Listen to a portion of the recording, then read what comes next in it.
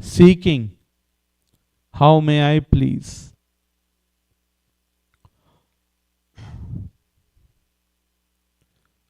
So this was a short discussion on principles. Dharma refers to the religious principles by which one can understand the Supreme Personality of Godhead. Dharma is very confidential, uncontaminated by any material influence, and very difficult for ordinary men to understand.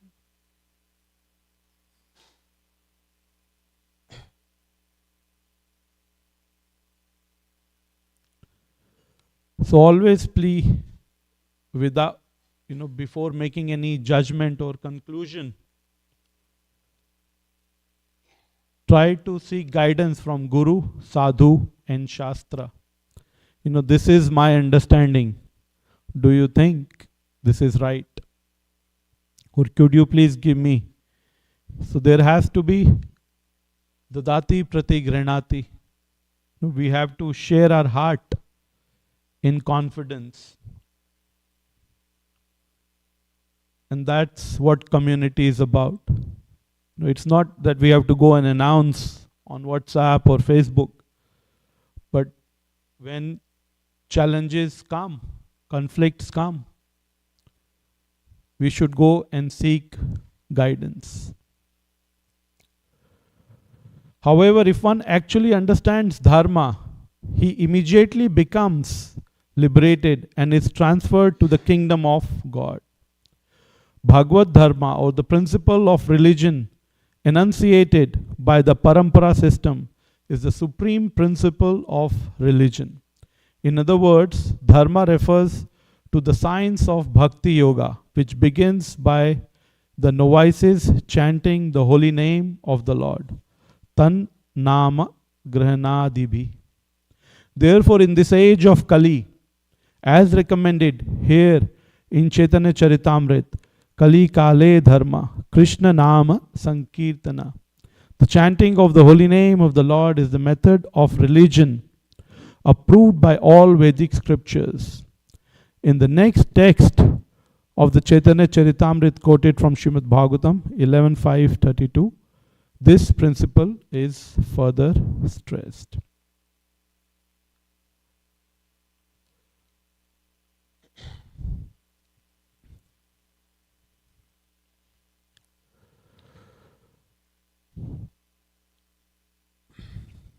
When Srila Prabhupada, he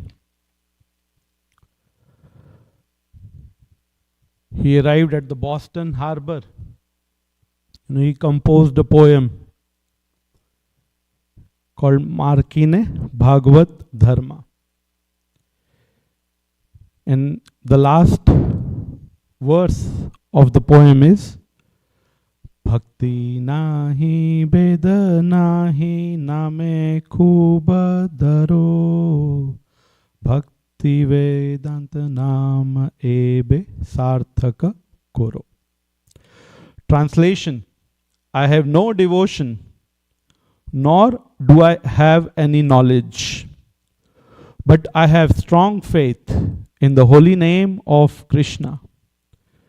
I have been designated as Bhakti Vedant, and now, if you like, you can fulfill the real purport of Bhakti Vedanta.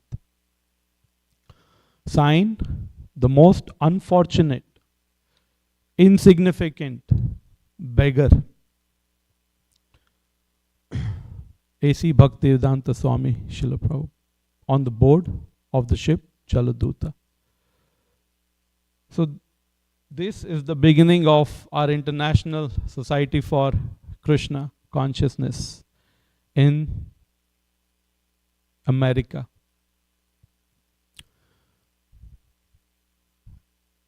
So one is chanting. Yes, we will chant.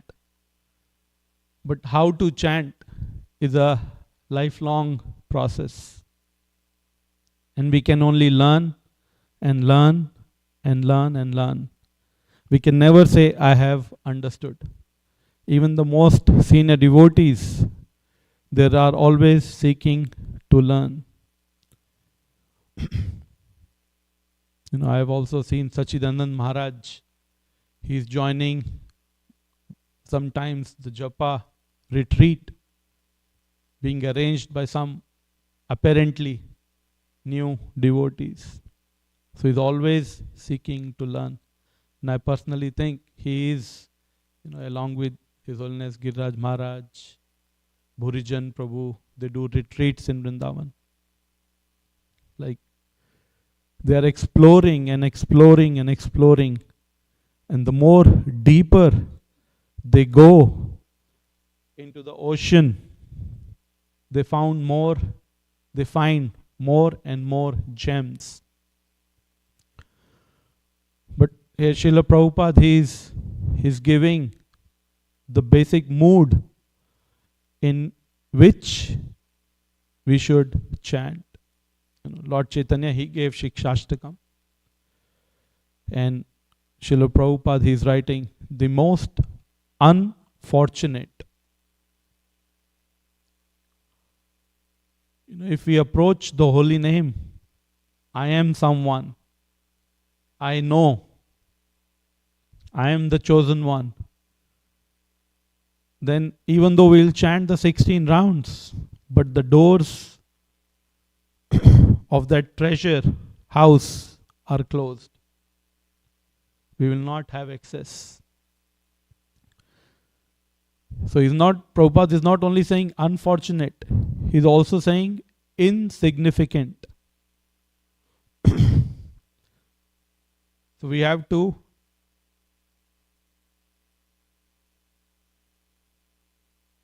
see what our mood is. And we cannot feel insignificant just at the time of chanting. Whatever we do for the 22 hours of the day will reflect in our chanting. If for the remaining 22 hours we think we are someone, I am in charge of something and I am something, then the same attitude will come in chanting as well.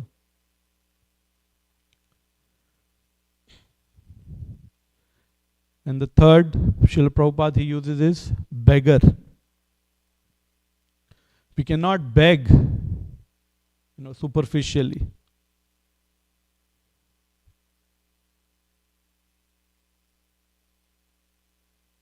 In different places, in India especially, when we go through trains and we see some genuine people.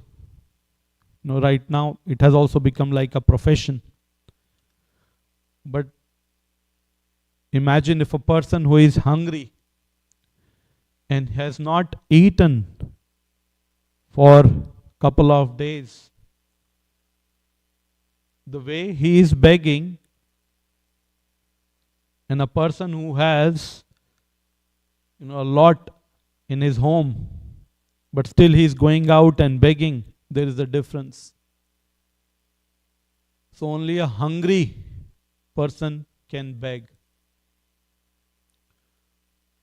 So similarly, if we genuinely feel we have nothing and we need it desperately, then we can beg. So tomorrow when we chant, or if we have to chant today, whenever we chant, let's try to meditate on these three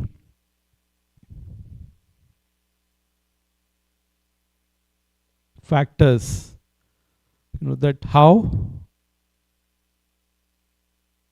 we are fortunate. Why we are fortunate? Because we have been given a chance to associate with devotees, to chant the holy name.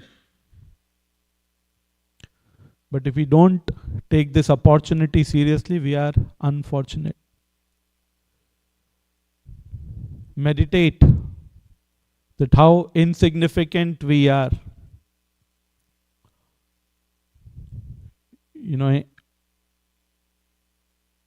In front of the Lord. and how we are impoverished, we have nothing, and we are begging. Unfortunate, insignificant beggar.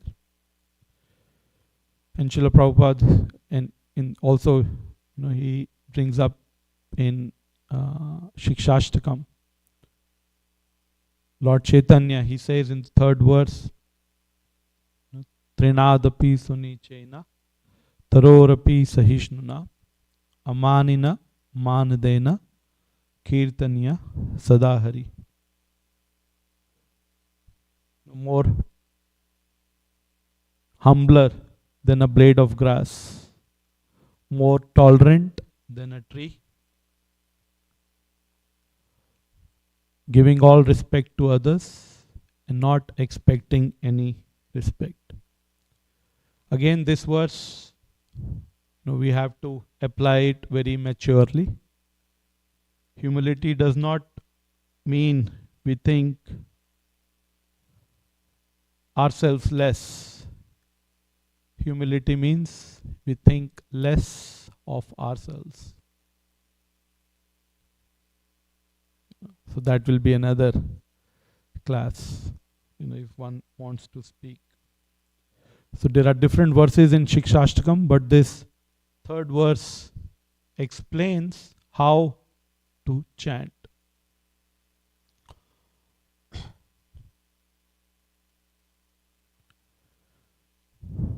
Another person, we may think that, our life is challenging. But then we see the Mahajans, because we learn through their example. And one of the Mahajans is Yamraj. And one of the expansion of Yamraj is Vidur. He's the most humble person, most tolerant person in Mahabharata. But yet, he was the minister of Dhritarashtra. And he always gave the right advice to his brother or whosoever asked him.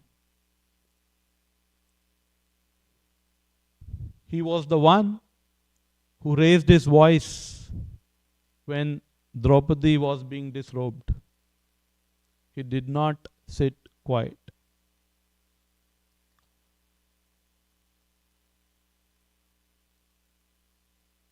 So in our life, and in the end, before speaking more about him, in spite of all good intentions, he was asked to leave. Duryodhana, he told Vidur that, you are the son of a kept mistress.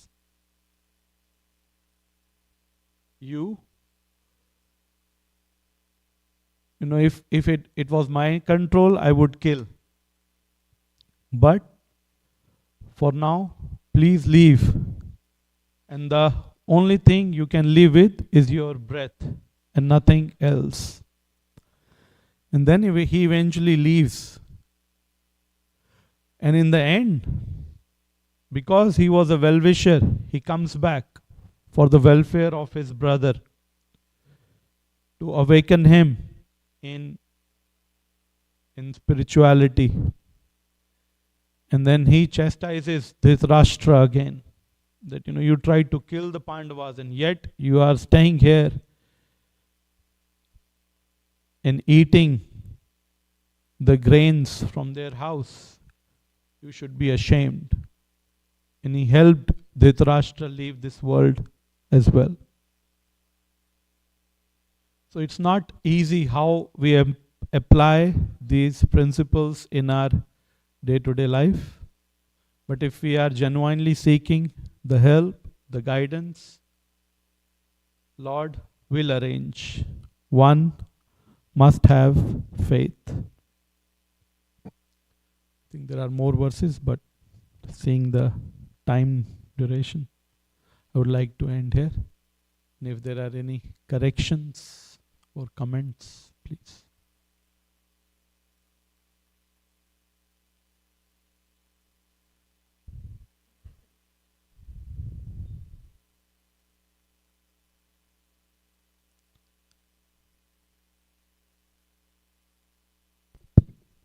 Hare Krishna Prabhuji, thank you so much for the wonderful class.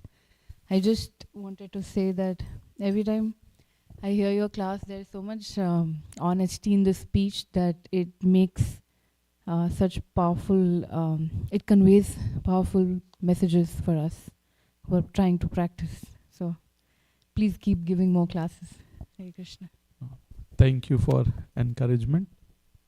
I'm myself struggling, but whatever I learn during my struggles, I'll try to share.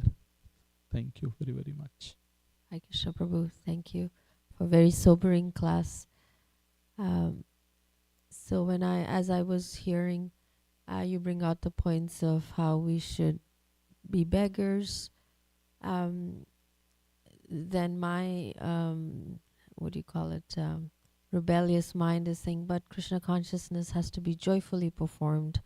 And if we chant, then Prabhupada is saying, chant and be happy. So there has to be we have to experience that reciprocation which makes us happy. Otherwise, how can we continue? And there has to be some joy that overflows that we share with others.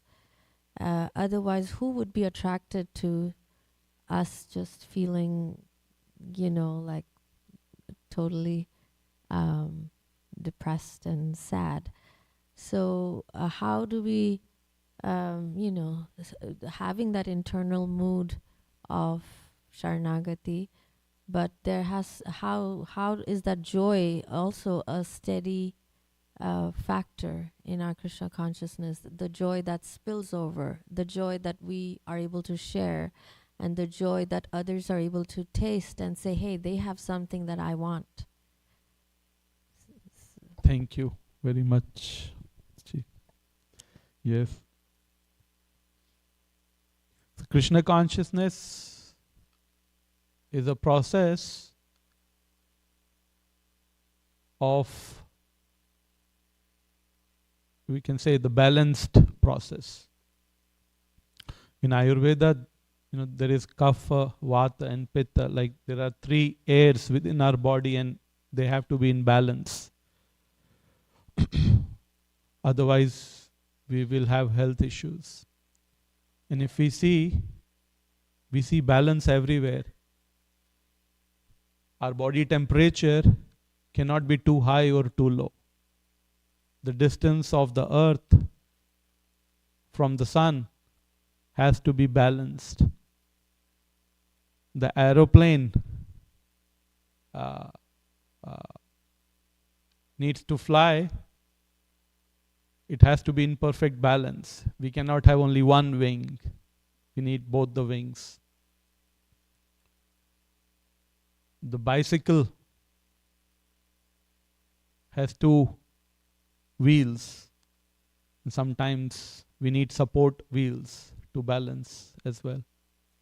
So Krishna consciousness is a balancing process. And maybe I went too deep on one side and not on the other side. The way it balances is if someone is flying too high, and in scriptures, Indra is he's a devotee of the Lord. But sometimes when he is flying high, Krishna arranges for him to come down. And it is also a hope-giving process. If someone is too down, Krishna consciousness helps to lift the person. And our problem is we are generally on the extremes. Sometimes we'll do things in such a way that we'll create imbalance. and that may disturb our family, our friends, the community. So yes, Krishna consciousness is a process which has to be joyfully performed, and depending on which state, in our life also, our Krishna consciousness journey also is, at least in the initial phases, is up and down, up and down, up and down. So if we are flying too high, we should meditate on being insignificant, being the beggar. But if we are struggling in our practice, then we should look up to the devotees, those who are relishing. And then once, we one day when we will advance, then we will practice Krishna consciousness very steadily. We will not be affected by the turbulences in our life. So Bhakti Vinod Thakur, when he's sing his bhajans, he's saying he's the most fallen. Haridas Thakur, but at the same time, we're very joyful in the association of devotees, but what this balancing act it does is, it teaches us how to relate with devotees. It teaches us how to face the challenges in our life, and so on. So that is why it's a joyful process, but it's not. There is a difference between joy and fun. Tomorrow is Gaur Purnima. I can come and I can enjoy the feast and I can go back. I will make some advancement. But in order to prepare the feast, there are devotees.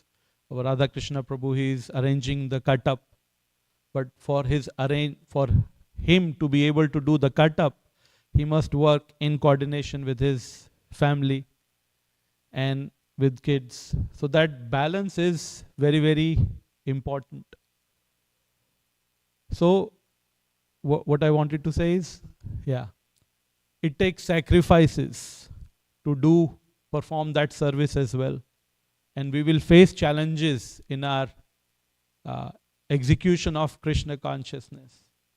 So in spite of challenges, when we try to understand and try to handle the situation maturely, we will make more advancement. So not having fun, but enjoying Krishna consciousness does not mean having party. It is a combination of sacrifices. It is a combination of togetherness while executing the service. And then happiness, seeing the Lord happy, seeing the other devotees happy, is our joy. So I tried to answer the question. But thank you. Thank you very, very much. Shri Chaitanya Charitamrit ki jai. Srila Prabhupada ki jai. Vancha kalpatarubhyascha kripa sindhubhya evacha patitanam pavanebhyo vaishnavebhyo namo namah.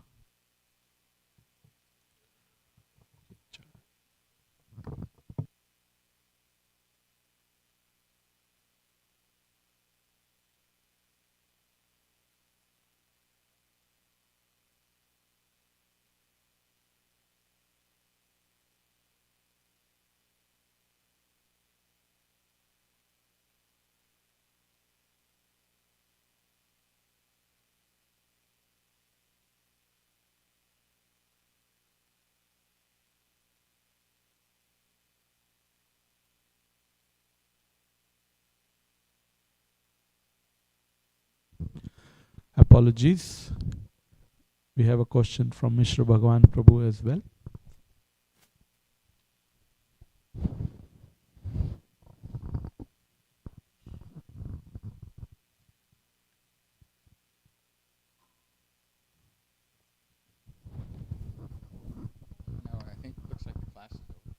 No, no, please go ahead.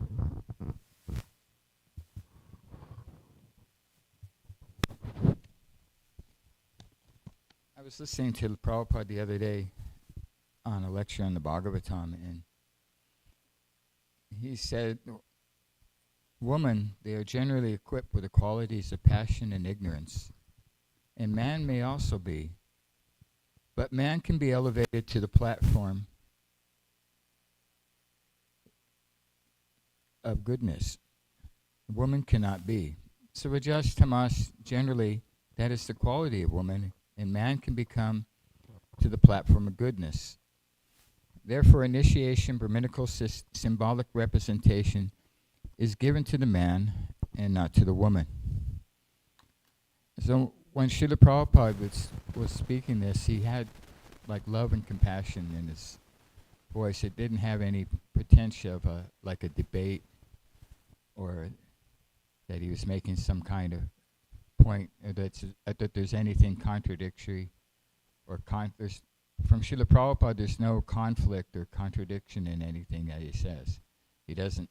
It's not a man's point of view, but the Krishna speaking through him.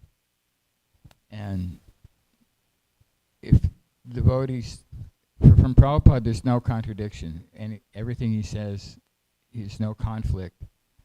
He doesn't think that he's saying one thing one place and one thing another.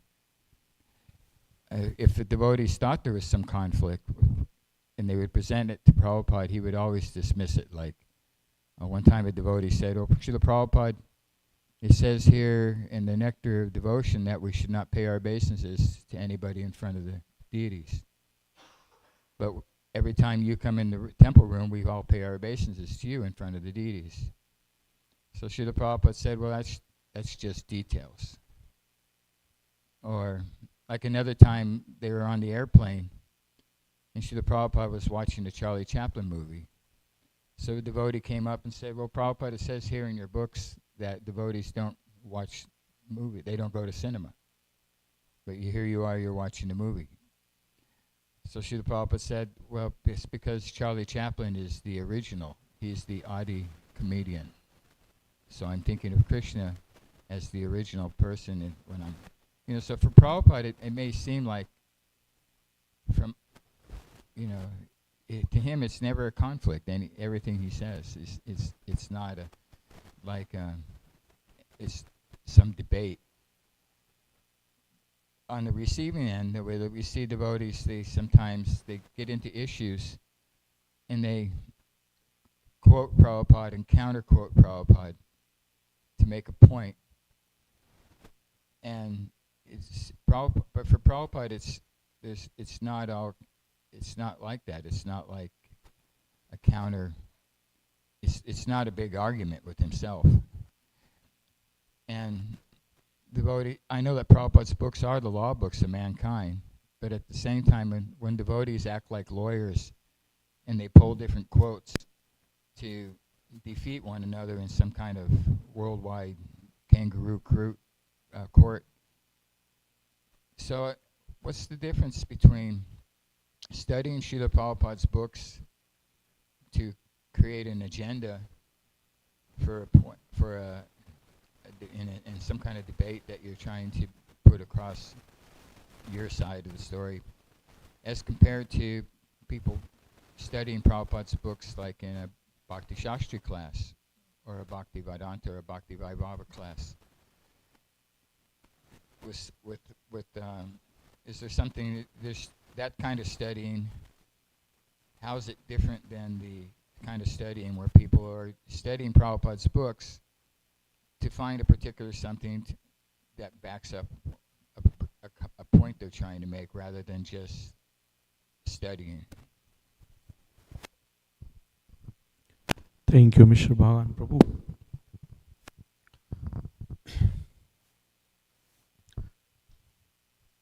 What I've heard is like the scriptures and all the Srila Prabhupada commentaries. They are like the cow. And if the if the milkman or the cowherd boy doesn't milk the cow properly, then instead of milk, the blood will come out. And it takes practice, to be an expert milkman. So similarly, the problem in today's age is we acquire information by reading Srila Prabhupada books, by listening to the lectures online, by doing, there are so many sources of information. And then for that information to become a realization, we need to serve. We need to do menial service.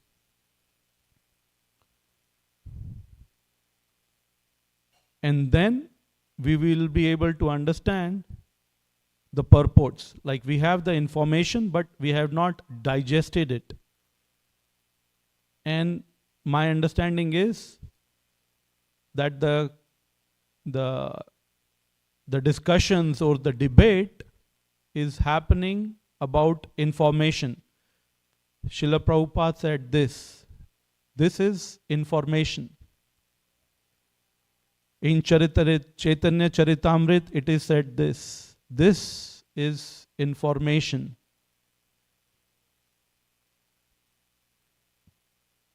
And so on and so forth. But in a particular time, place and circumstance, before we comment that it should be done like this or it should be done like that, I have to realize that information. Information is at the level of the head. But when we serve with no ulterior motive, we perform menial services without expecting anything in return, then we digest that information. And then it becomes realization of the heart. And then we understand the real principle, and then we can apply to any time, place and circumstance. So sometimes we see that, senior devotees, those who have been in the movement for a long time, and they may have some apparent argument. And at my immature level, it's better for me to not take sides, because I may not understand the real principle and how to apply in that particular circumstance. But if the goal will be to please Srila Prabhupada, even if though one person's opinion may be taken as right and other person's opinion is not accepted, still both can make advancement by having the right mood of what will please Srila Prabhupada. So our problem is we try to become doctors without going through the rigorous study and the practical years what it takes to become a doctor. If you have cold, I can give you a medicine. I just need to go to Google and give you a medicine. If you have this, I don't need to, I can do so many research, but it's not so simple. Which medicine needs to be given and how much dose must be given, it is the maturity of the doctor. So similarly, the advanced pure devotee, he can know in your particular, or I'll say in my particular problem, which verse of the scripture applies and how much of the dose is needed. If a person is newly married, then it's not the right words to tell that person that family is Maya and it's all bondage, source of misery. No, that's immaturity. Similarly, in different time, place, and circumstances, what happens is we don't try to see the scriptures in totality. We try to take out one verse and try to justify what I think is right. It's like there's a bullseye game. And in the bullseye game, the right way is there are circles and you try to hit the center one. But there is another way of doing it.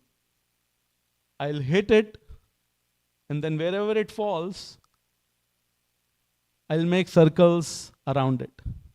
And I hit a bullseye. So I'll do what I want to do, and then I will find Google and all the references why I am right. So this is a wrong practice. I was listening to one video and like he's a comedian.